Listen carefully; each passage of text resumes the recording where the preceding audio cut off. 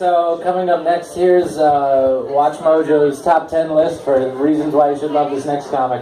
1, he's funny. 2, that's all I could come up with. Give it up for JC.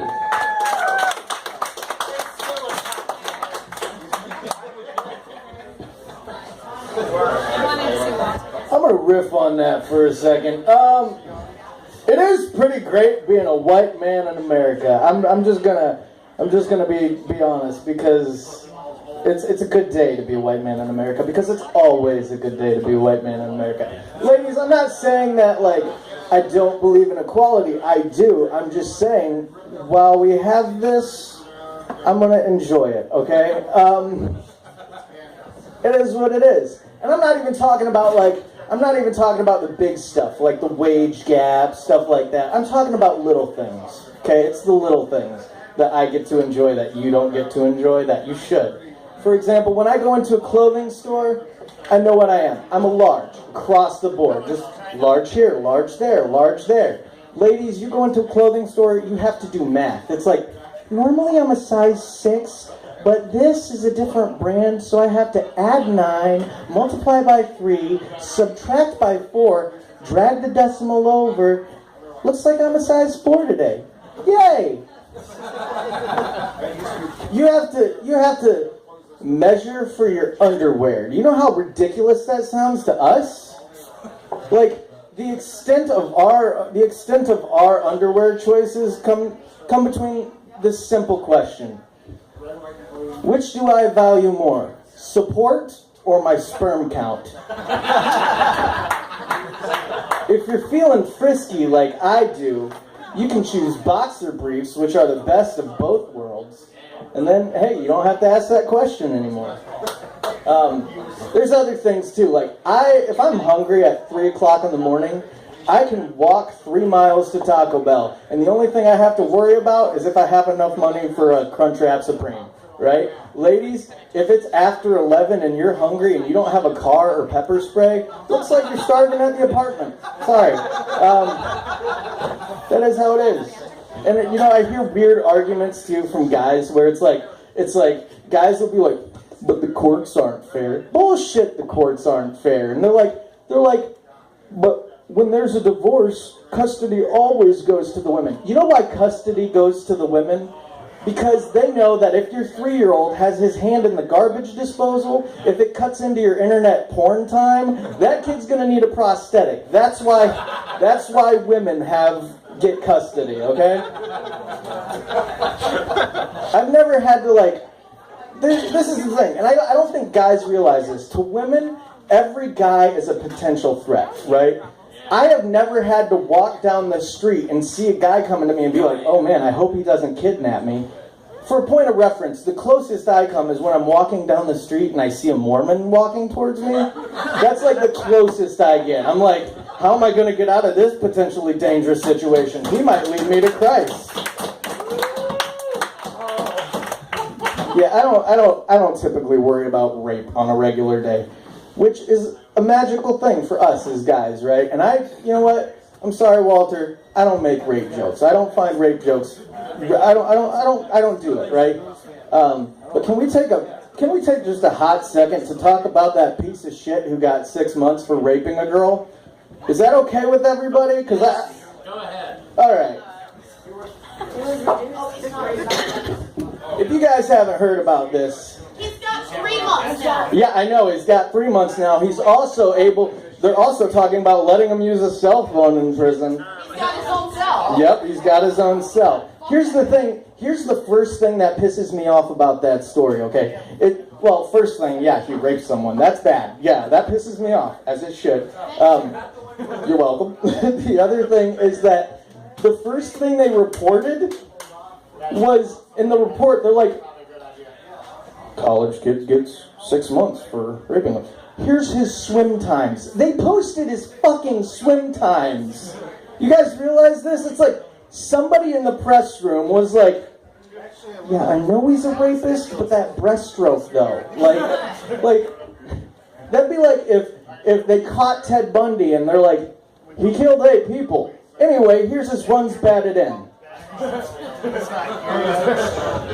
I like that joke. And then it's 20 minutes of Yes. Another thing. 20 minutes of action. His father wrote a letter to the judge saying why this kid should get a reduced sentence, right? And one of his things was he described the act itself as 20 minutes of action. Listen, there's a few things that I would describe as 20 minutes of action. A good boxing match, a nice morning jog, Batman versus Superman. Rape is not on that list even remotely. That wouldn't even reach the top 10 on Watch Mojo's list, you guys. Another thing that annoyed me is the dad's like, he won't eat. I used to have to hide all my food so he wouldn't eat it all. Which, by the way, interesting thought. Who would have thought your kid would want to take something of yours without consent? I don't know. Just saying. But it might raise a red flag, right? Like, you would think it would be like, oh man, this kid is not good. Maybe I should break him of that. But here's the other thing. He's like, the other day I bought him a ribeye and he didn't even touch it. You know what? Yeah, poor baby. You know what? Like, here's the thing. My parents never bought me a ribeye, and I've never raped anyone. Like I feel like I don't feel like that's even a reward. Like here's this kid here, and he's just like, son, I know you're getting over that horrible crime that you committed, but you haven't touched your filet mignon. Like, that's a fucked up mindset. And you guys, it's okay to laugh at these jokes, okay? Because I'm not making fun of rape. I'm not making light of rape at all. Here's the thing. I'm ridiculing rapists. Who's gonna get offended at me ridiculing a rapist? A rapist? Like, why would I care? What are they gonna do? Say no? I don't Thank you. If you are offended at this, just walk out. That's cool. I'm cool with that. I mean, if you ask it, rapists totally have it coming. I mean, they've had it way too easy for too long, and that's where I'm going to end that joke, okay? Like, I just, the whole thing makes me very angry. I don't know. I know, it just irritates me. My gears get spinning. And then I just feel like Hillary Clinton trying to relate to black people, and I'm just like, I don't know. I know.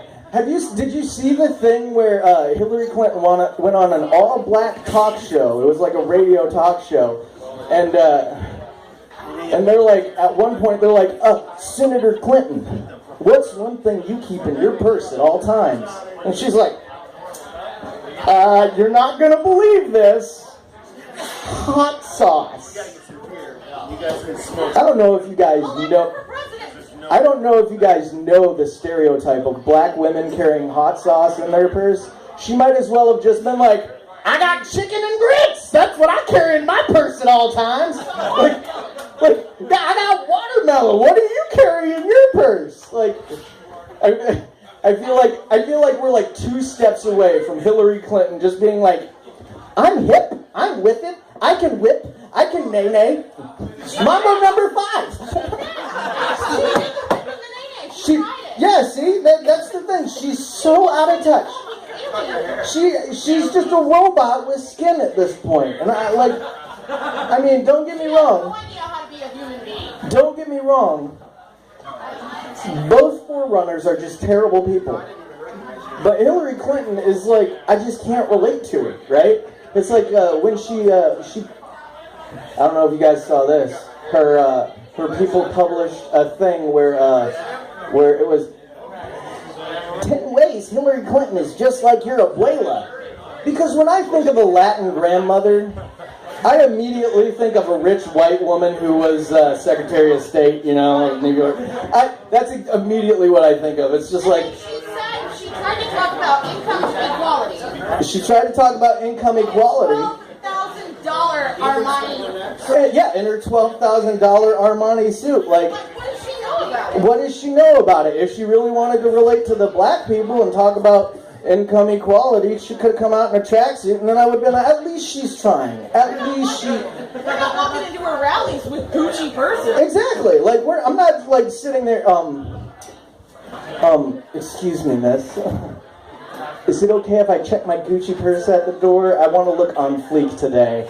Like, I don't know. I gotta fix my weed. Yeah. Well... this is almost my time, but because there are new people here that haven't heard this bit before, I'm going to do an older bit, if that's alright with people. It's one of my favorites. So, I got really drunk, and at the suggestion of one of my friends, I got really drunk and watched a documentary on the adult male fan base of My Little Pony. And if you haven't seen it, the documentary is the goddamn best. There are 2 of them out there. One of them sucks. I watched both of them when I was drunk, same night. Just watch the one. There are multiple points. I did not regret it, alright?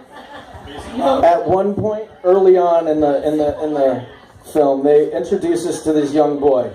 And he's like, His family, we'll just say that they're voting for Trump. That's what we'll say. Okay, and he's like, I haven't told my dad yet. And I'm worried about what he's going to say. And I'm like, okay, kid, more power to you. More power to you. So he tells his dad, and he's like, Dad, I wanted to let you know, I'm the brony. Dad's just like, He's like, I'm a brony. I watch My Little Pony. I still love you so.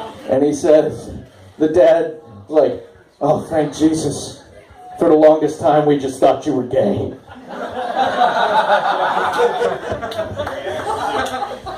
And I was like, man, I was inspired. I was like, it's got to be hard coming out of the stable like that.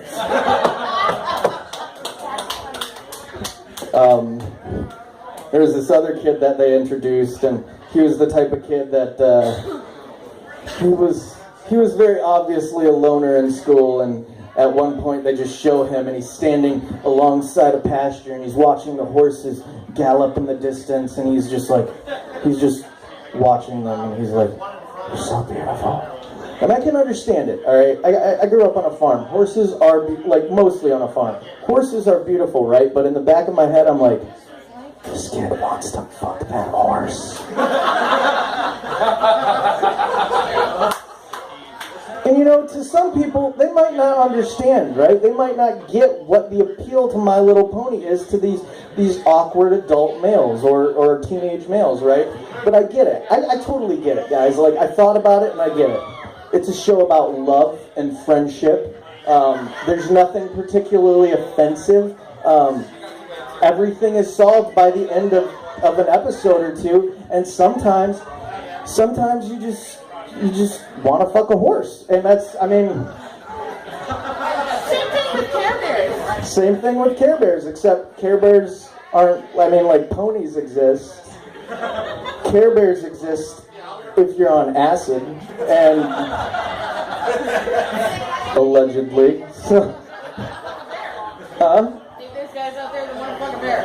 Hey, if it was good enough for Leonardo DiCaprio, it's good enough for me. Am I right, guys? All right, that's my time. You guys have been great. Thank you very much.